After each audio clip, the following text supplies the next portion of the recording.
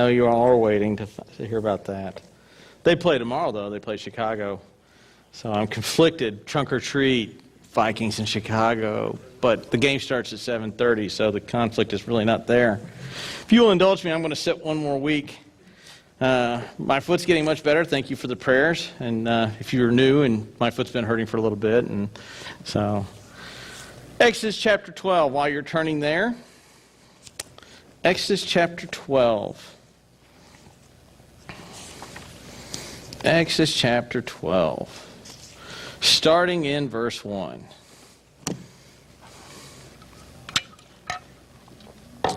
We'll read all the way to verse 28. So, Exodus chapter 12. The Lord said to Moses and Aaron in the land of Egypt, "This month shall be the beginning of the months. It shall be the first month of the year for you. Tell the congregation of Israel that on the 10th day of this month every man shall take a lamb according to his father's house, a lamb for a household. If a household is too small for a lamb, then he and his nearest neighbor shall take according to the number of persons, according to each what each can eat. You shall make a count for the lamb.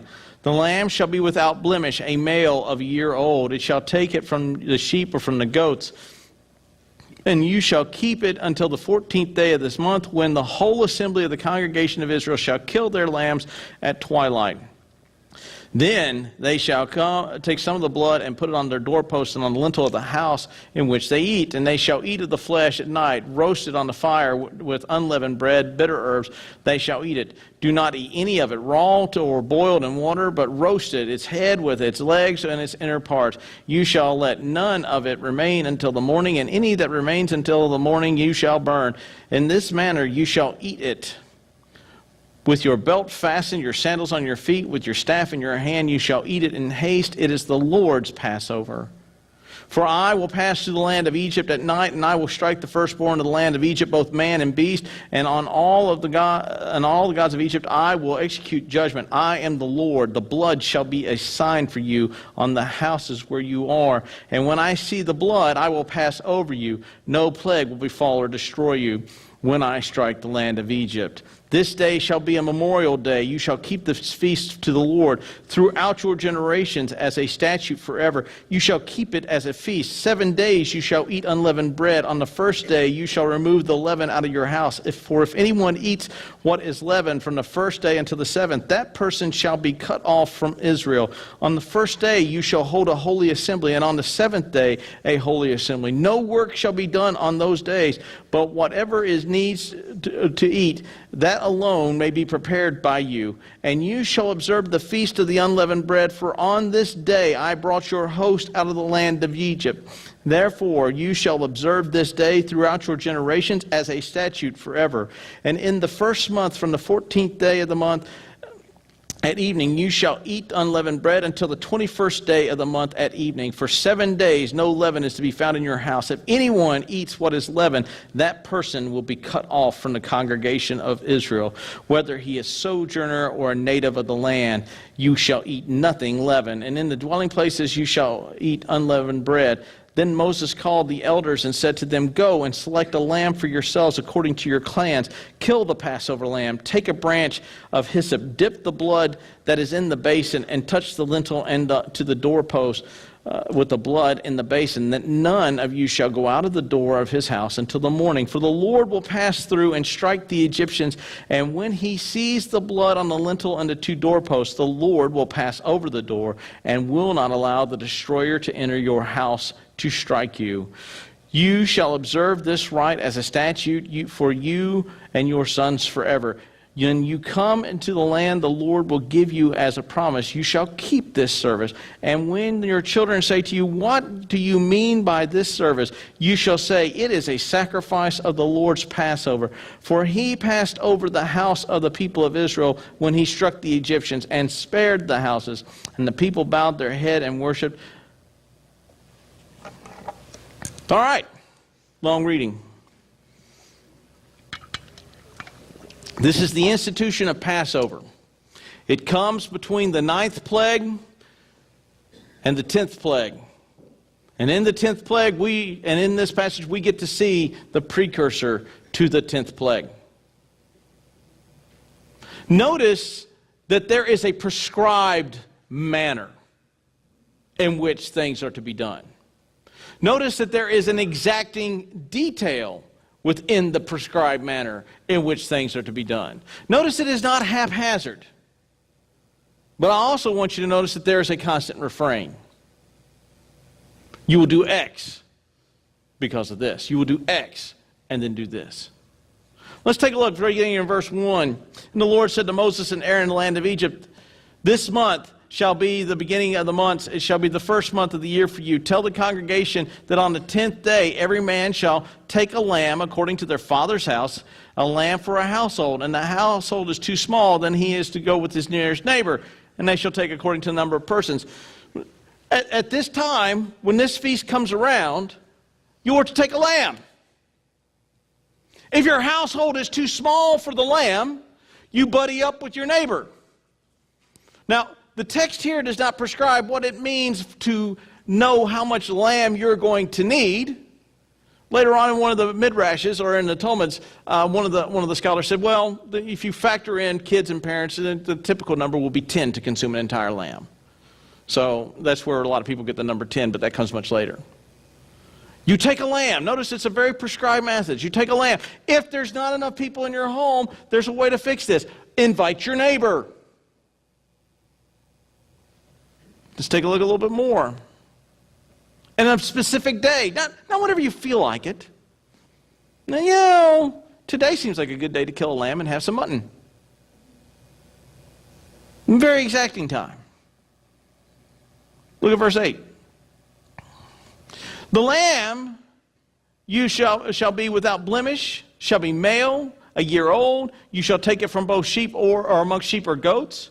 You shall keep it 14 days. And then on the evening of the 14th day, the entire assembly kills the animal at twilight. Not everybody goes over and kills their neighbor's lamb. That's going to get kind of weird, but everyone kills their own lamb at twilight. Notice the prescription or the description of the lamb. It must meet a criteria. It must meet an exacting criteria. The lamb must first be without blemish, spot, stain, illness, disease. In physical condition, perfect. Must be male. Doesn't matter whether or not there was a female candidate more qualified. It must be male. What's the other requirements? You can take it from sheep or goats. Later on, the Jews really narrow it down, saying, no, really what he really meant was sheep. No, he said sheep or goats. And on the 14th day, you kill the animal. I don't like the number 14. Too bad. So if you were to take this approach to the text in our modern hermeneutic that a lot of churches have, it would be, it had a little spot. Do you think God really cares that the lamb had this lamb just has a little speck? It'll be all right. This lamb is, it's here. Or you tweeze the hair out. Spot gone. This lamb is perfect now.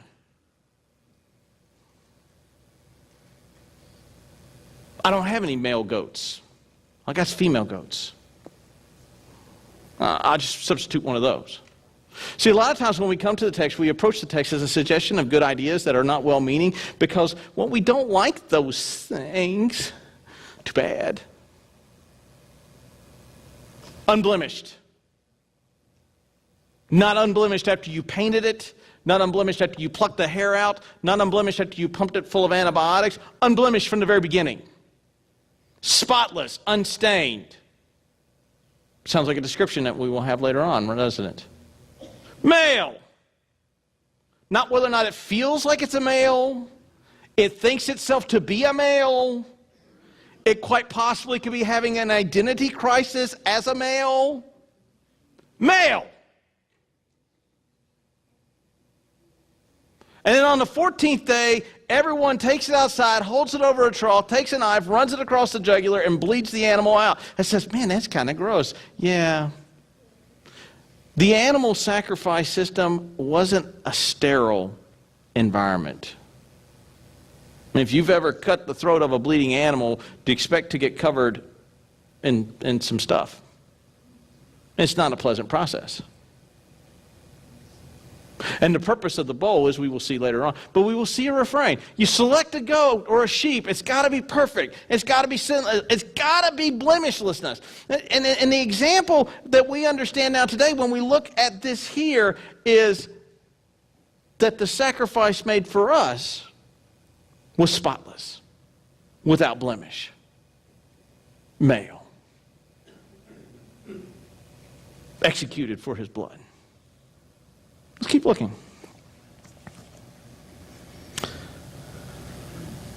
Here's the refrain. Take a boat, you kill it twilight. Take some of the blood and put it on the doorposts and the lintel in the house in which you eat. You're going to have a description of things to do, and then you're going to have this refrain of, you take the blood and you put it on the doorposts, or you take the blood, or you save the blood, or you have the blood. And this will be a constant refrain within this passage here. They shall eat the flesh that night, roasted on a fire with unleavened bread and bitter herbs. The consequence or the significance of the meal is designed to show a meal that is made in haste. It is cooked as a whole animal, not carved up, not butchered. I don't like goat intestine. Too bad.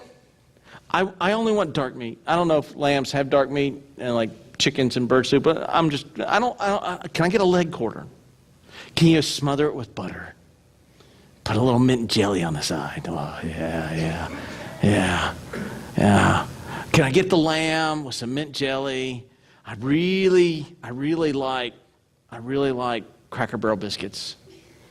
Can I get some Cracker Barrel biscuits? And I don't really like bitter herbs. I've never known of anybody who says, man, I could crush me some bitter herbs right now. I mean, how many of you smell the lettuce head when you pick it up at Walmart? How many of y'all do that test? Yeah? Seriously? None of y'all do the... I see one hand out of... One hand... Oh, I'm about ready to say, Y'all don't do that? You can grab the lettuce, you smell the base, smells bitter, you put it back. Or you hand it to the other person. Oh, this one's good. Enjoy. None of y'all do that? Just me. Notice in the prescribed manner, there's no flexibility here. The feast is designed to demonstrate haste. The bitter herbs, why do we eat bitter herbs? It's remembrance. It is designed for the children of Israel to remember the suffering that they went through and the bitterness that was there. All of this is designed to teach and draw to a specific point, the blood. All that what we do today is designed to draw to a specific point, the blood. Everything else, it becomes a distraction.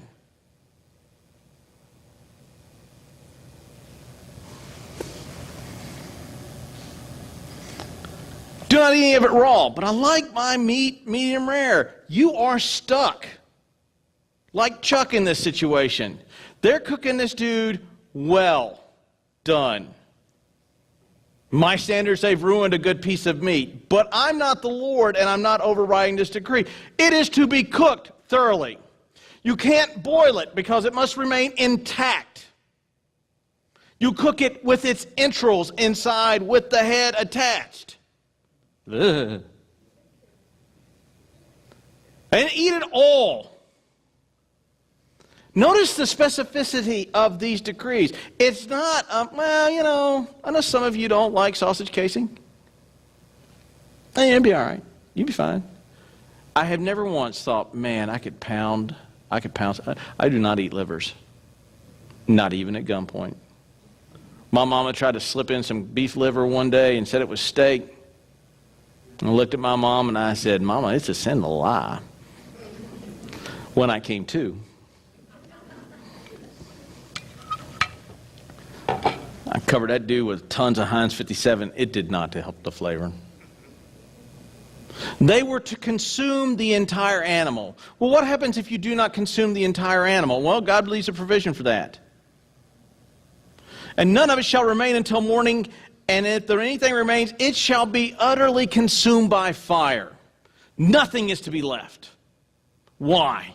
Because you're to eat with your belt fastened. That's an odd phrase. What does it mean to eat with your belt fastened? Well, I know at Thanksgiving time, a lot of us eat with our belts unfastened. All right? We wear stretchy sweatpants to that buffet that's on the table, and then we kick back into a tryptophan catatonic state watching a football game. That's not what he's talking about here. This is a belt that goes around the outer garment in preparation for a journey. You are to eat with your clothes ready to leave.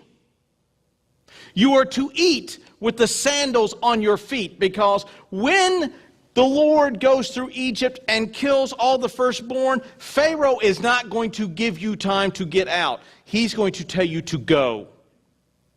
Get off my grass, time to go. With your staff in your hand. We come to this with a modern hermeneutic at times. You have some denominations come and say, well, what God means is you could have your shoes by the door, your coat on a peg, and your staff by the door to where you could grab it on the way out. I don't like mutton. I don't like bitter herbs. I don't like this. And what God really means here is that, as long as you're close. Do you see how long is your close description within this text? It is very exacting. You will eat. What is left is burned with fire. You shall eat it with your shoes on. You shall be ready to leave. Your belt will be around your outer gear to where you're ready to go. Your staff is in your hand. Well, it's hard to eat mutton with one hand. Figure it out. That is the command. But I don't like it that way. Too bad.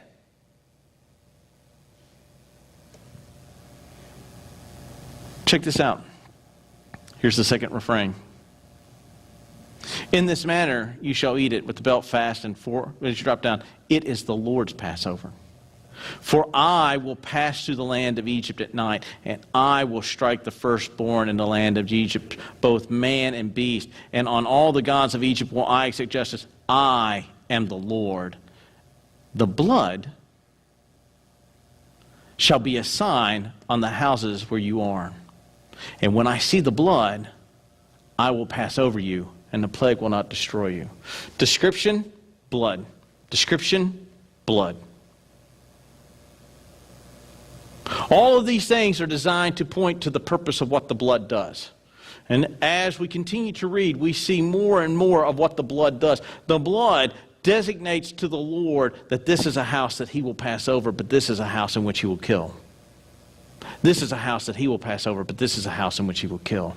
This is a house that he will pass over, but this is a house in which he will kill.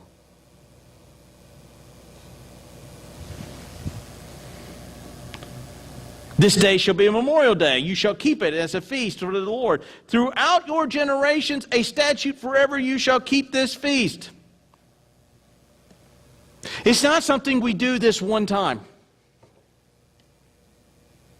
It's not something we do and then we forget about it. Or it's not something we do and then we begin to add things into it. Well, I like bitter herbs, but they go down really good with a little ranch. You dip them bitter herbs in that ranch dressing, you suck them down all day long. Lord, have you ever fried them in fat? Man. Dip in a little cornmeal, a little bit of batter, fry that dude up, you can choke down a whole mess of bitter herbs there, Lord. This is to be done in a prescribed way, and is to be done generationally, and is to be taught to the next generation. It is something in which the Lord is instituting with the nation that he is bringing out of Egypt, that is to be done regularly at a set time within a set month on a certain timeline, and you are to perform each and every task. Because this is the Lord's Passover. It's not your Passover. This is the Lord's table. It's not your table.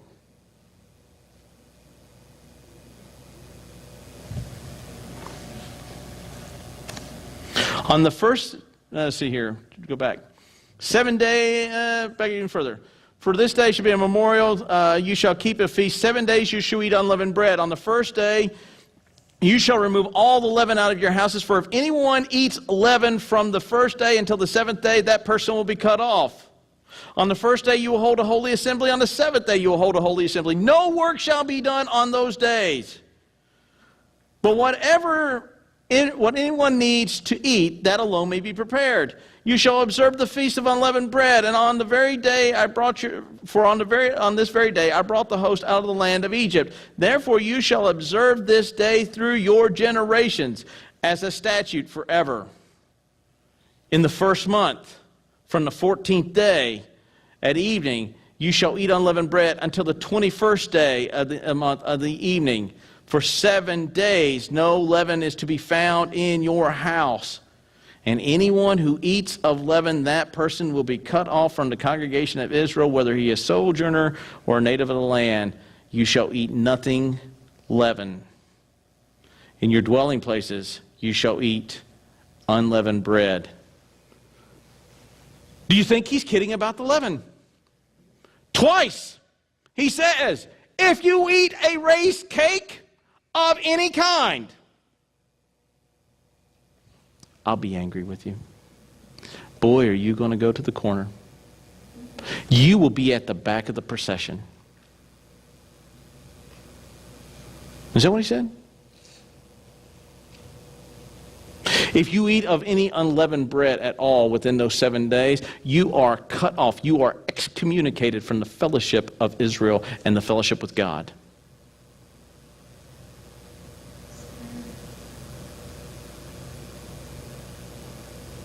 If you take of it unworthily, if you take of it, and it's just a little, look, and not only are you not supposed to eat it, but it's not to be found in your home. For those of you that do not bake and you're wondering, what is leaven? It's simply yeast. Yeast is inert. I put a packet of yeast right here on the counter. It will do nothing until it's put in something. You want to make a huge loaf of bread? Throw that whole packet in your bread bowl.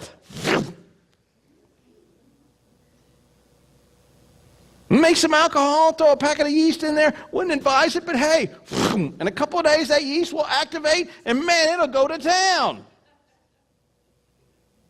It's nothing.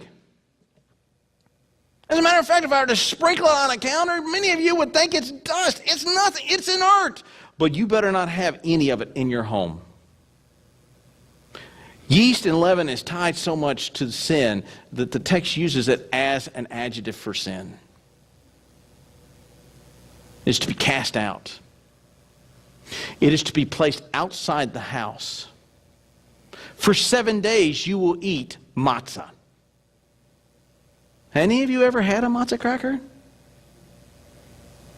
That's why you have the bitter herb.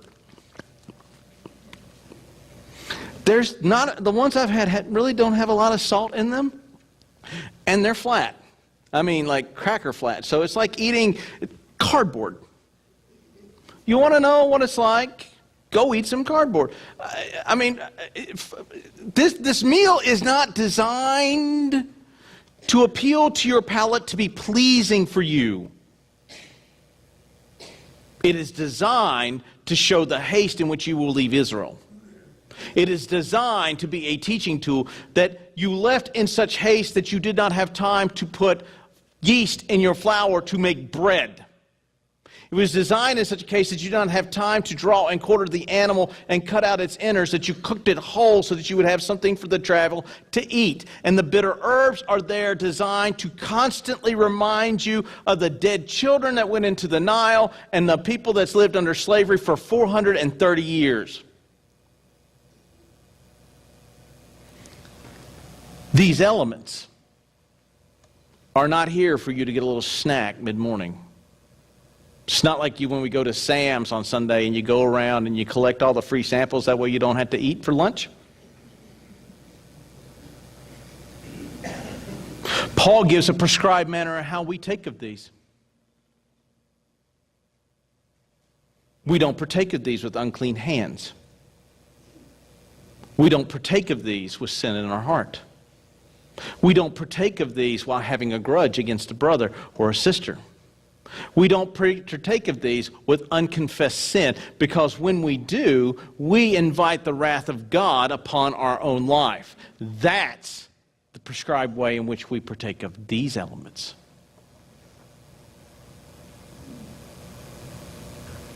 These are to be something that are to be taught. It was announced in the bulletin last week that we were doing Lord's Supper. How many of you spent the week preparing for the Lord's Supper? How many of you spent the week training your family what these elements mean? How many of you spent time this week preparing your heart for the act of worship that is, as opposed to, it's just the Lord's Supper, I'll just take of it and move on? How many of you took time to go through the sins of your life that are unconfessed, so your heart is prepared, so you don't have to, as the minute I brought that up, go, oh Lord, please forgive me of all my sin that I've committed on this week. I know that there are many and I can't remember them all, but Lord, please forgive me, because, after all, I sinned so bad and it's so horrible, but I want to take part of the Lord's Supper, and so Lord, please forgive me for all my sin. Check block, I'm good.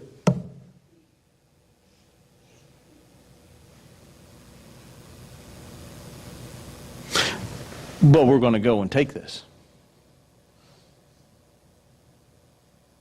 There's leaven in the house, and you eat it, you are cut off. There's no door on the blood. There's no blood on the doorpost. Your son is dead. Man, if we were to approach the Lord's Supper with that kind of holiness, we treat this as common, and behave though as commonly. What a shame.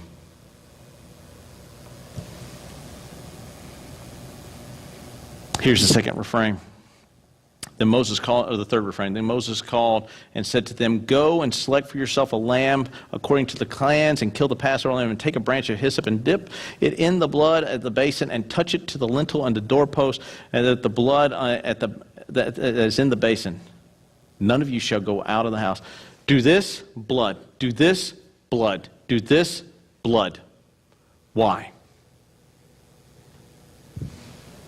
For the Lord will pass through the land and strike the Egyptians.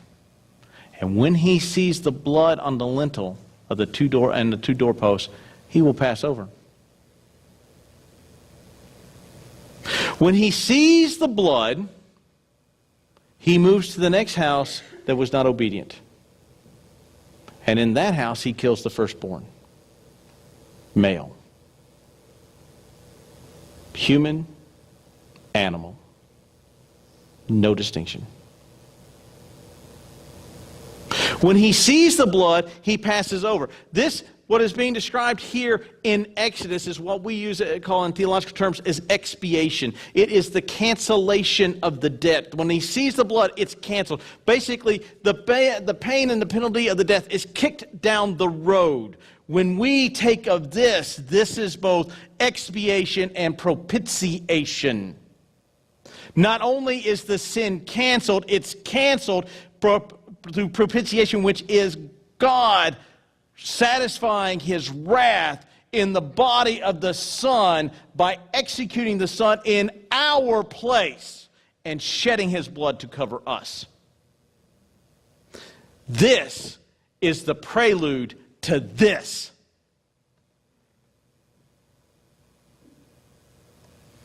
And we come to it commonly. I've come to it commonly. I have approached it as simply nothing more than bread and juice. What a tragedy. What a shame. D.A. Carson, in a YouTube video, if you want to see what he says, he'll say it far more eloquently than I will, but I will give him credit because it originates with him. When he discusses the atonement, he discusses this event. If you want to see it, type in D.A. Carson, the Atonement. He will do a far better job than I will, but I will give it a try. He says, imagine on that first Passover. Imagine, if you will, on that first Passover, you have two Jewish men, one named John and Dave, very Jewish sounding names. And John looks at Dave and said, you ready for the Passover? Dave says, yeah, I am, but man, I'm worried. John looks at Dave and says, what are you worried? Dave goes, well, you know, what if God doesn't see the blood? John's response is, well, you know, you've killed the animal, you've prepared the food, you've dipped the branch of hyssop in and painted your doorpost, you've done that. Well, yeah, but I mean, you got to understand. I mean, there's been some weird stuff go down. I mean, we've seen a river turn blood red. We've seen frogs crawl out of the Nile and everything. Flies, maggots, locusts, burning hail, boils, animals falling over dead. And then darkness. There's some weird stuff. I'm a little worried. Would you put the door? Yes, and I believe that the blood is there. But you know, and John looks at David and says, I'm not afraid. Bring it on. Do you know which man's son died that night? Neither. Because it wasn't in the veracity of their faith that the Lord passed over the house. It was the blood of the spotless lamb that brought salvation. It is not the veracity of your faith that saves you. That is an exflow or an outflow of what is done for you. But what saves you and I is the blood of the sinless lamb.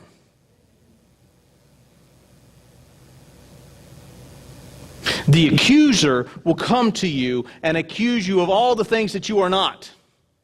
The accuser will come to you and point out all the flaws in the life that you have and tell you that you are insufficient for God's love and His grace. And the only thing that silences the accuser is the fact that your response is, I have no other plea than the blood of Jesus covers me. And then, when it's time to celebrate it, we come to this table commonly.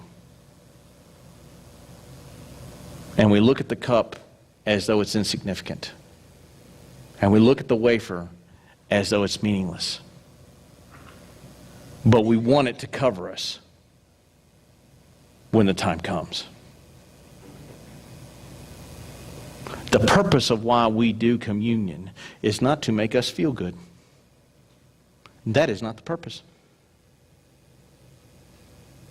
It is to be memorial.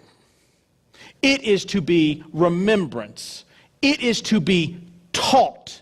It is to be a method by which we train individuals into what these elements mean. And they are simply not bread, and they are simply not juice. They are the broken body of Jesus Christ, and they are the shed blood that covers us from our sin. And they are to be approached with a sense of holiness. They are to be approached with a sense of reverence. They are to be approached with clean hands.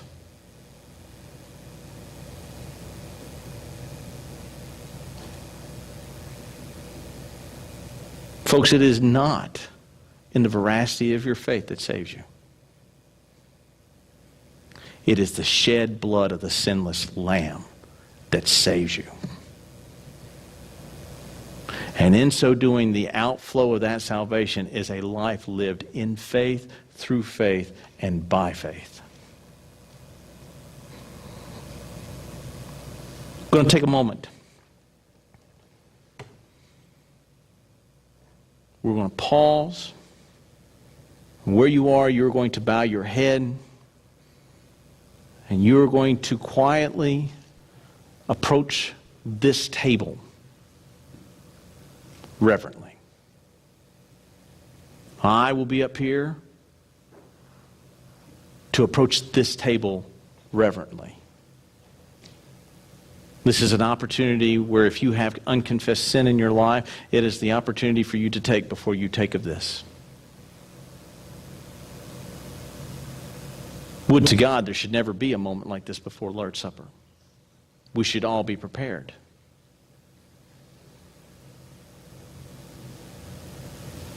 We will take of this and have an opportunity to set right before the Lord the things in our mind. If you have something against a neighbor that you cannot set right in this prayer, then I urge you not to take. Do not invite upon yourself judgment and condemnation because you would feel pressured to not take. As we bow our heads and approach the Lord's table, let us take a moment of silence.